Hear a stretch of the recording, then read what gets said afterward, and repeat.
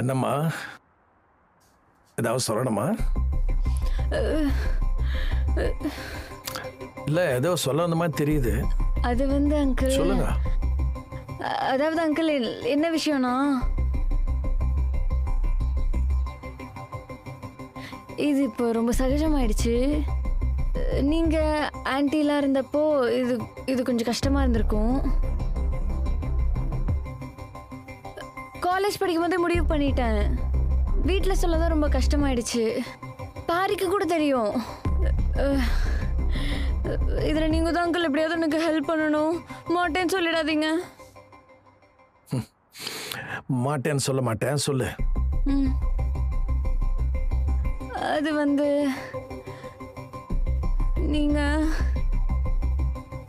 நீங்க City office